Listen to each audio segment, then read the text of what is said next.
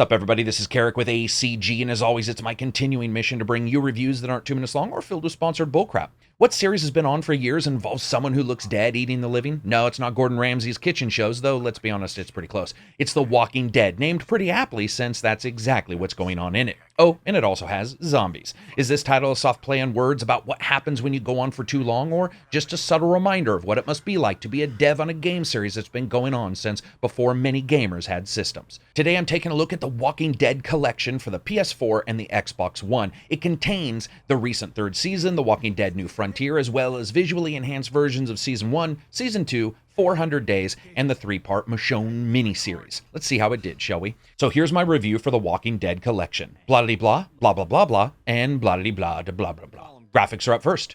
So let's get this out of the way.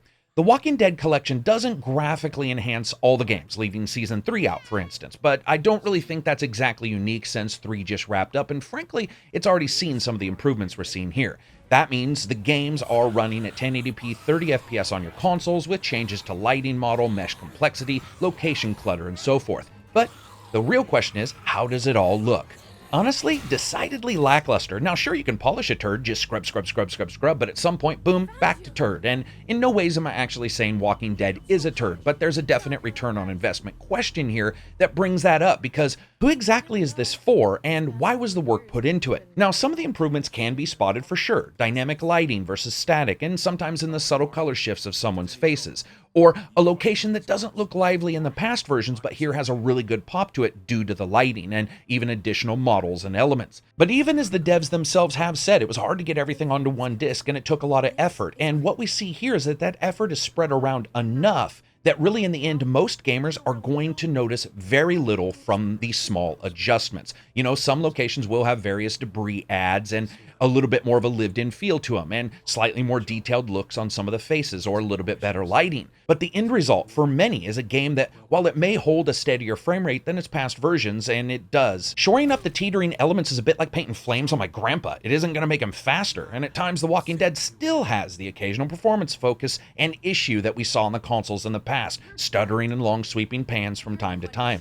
And even with fixes to animation, many of the characters look like the hitch in their get-along stowed up a bit deeper than anyone's probably going to want to imagine. In the end, there is a reason a video exists to show the differences between the old versions and these new ones, and in this case, it's because it would be very hard for gamers to figure out on their own if it was occurring. Sound, music, and voice. Answer me. Now. You better fucking pick up this time. I heard her scream 2 nights ago. Maybe one of the monsters got her. 2 nights ago? Yeah, that's probably what happened. Kids are asleep. Yeah.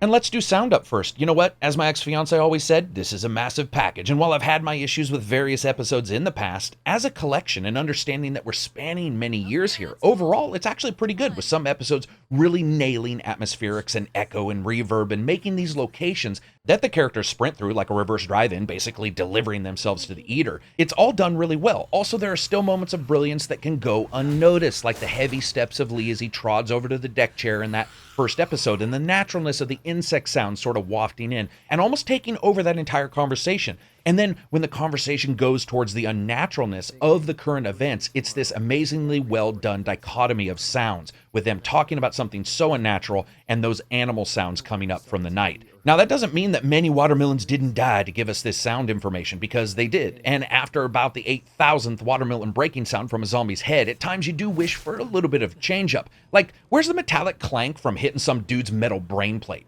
All joking aside, it is pretty well done sound with some good processing to give you feelings for locations.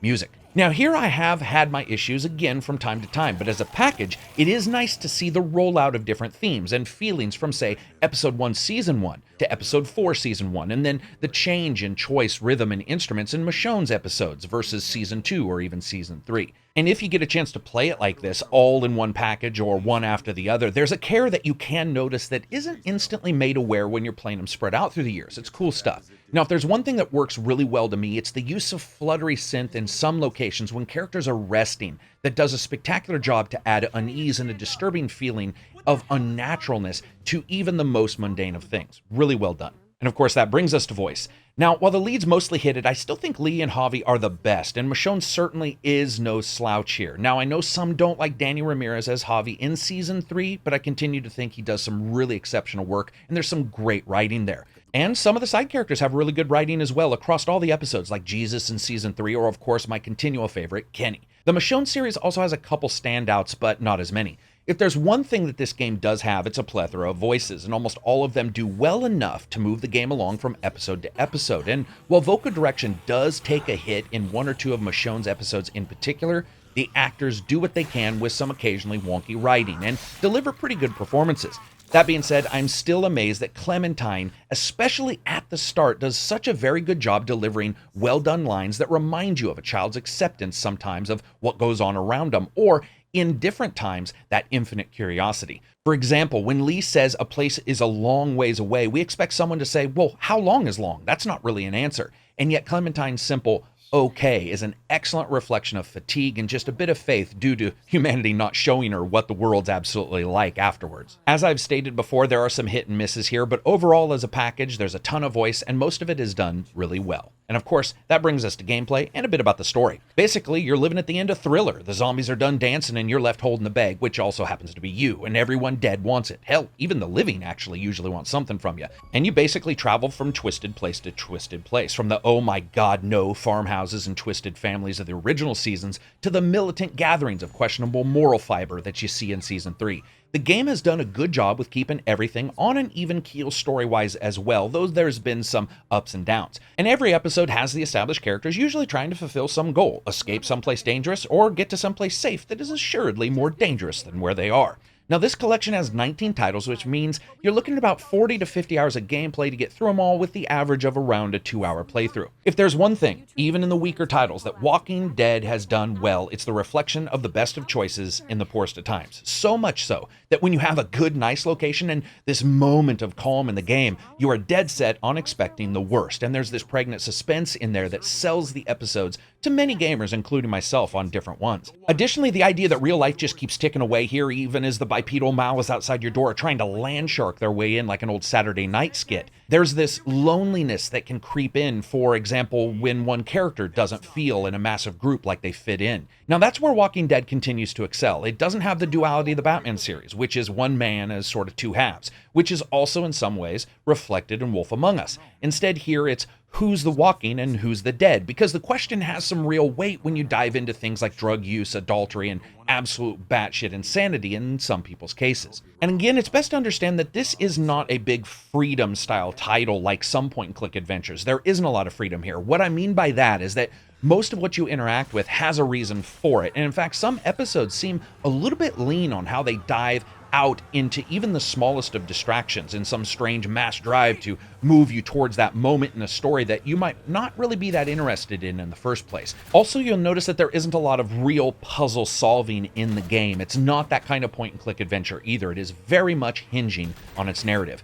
Overall, though, this is a massive tapestry of narrative, with 2 of the seasons having a direct connection, 1 a side connection, and the others being fairly standalone. There is a ton of content. Fun factor: there's a lot to like in the Walking Dead games. Now, some are weaker than others, and none are going to make you know what, I didn't know I loved point-and-click adventures, because now I do. But most folks know what these kind of games have to offer in the first place, which is a detailed story that at times does feel like you're in the world's worst driverless car. It can get there, but it asks you friggin' questions all the time and then ignores you 90% of the way. You have to understand that in the end, sometimes your choices won't feel like they made that much of a difference. So as you guys know, I rate games on a buy, wait for sale, rent, or never touch it again rating scale. This is actually wait for a deep sale, and here's why. First, There are a lot of these seasons that have been given away for free on both PSN and Xbox Live. That's something to remember. Additionally, aside from small graphical touches that are going to be hard for some gamers to even notice and certainly won't make anybody think of the word remaster, you just get a collection of titles. And their explanation that allows for you to have all the downloads in one place or all the chapters in one disc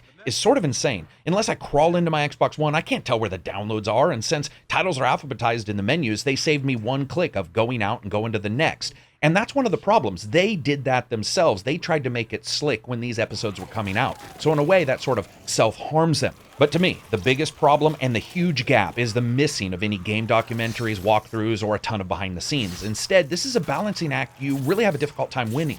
You offer a bit of better graphics in one package to newcomers, but a fairly steep price for basically old games barely improved. And really, regardless of the devs' fine work, they don't look current. Or you try to say it's for current fans who probably already have the games and really aren't going to see a need to return unless you put some stuff in there, which there's nothing in there. If this was flush with developer interviews, thoughts, discussions, and otherwise, it could be a somewhat enjoyable diversion and a director's cut style of title. But sadly, with nothing in there and no real discussions or extra content, you have this situation where someone's left furiously polishing something that is not that noticeable. Really, to me, it is one of the strangest packages I've seen a game come in. It is a little bit cheaper, but in the end, it's sort of like my parents when I was born. The first thing that comes out of their mouths is, why does this exist? So I hope you guys liked the video. If you did, give it a thumbs up. If you didn't, give it a thumbs down. Make sure to check out Twitter or maybe follow me on Patreon. Patreon is absolutely where you guys can continue to help the channel deliver reviews that are not 2 minutes long, not filled with sponsored bullcrap, and discusses everything about games from the beginning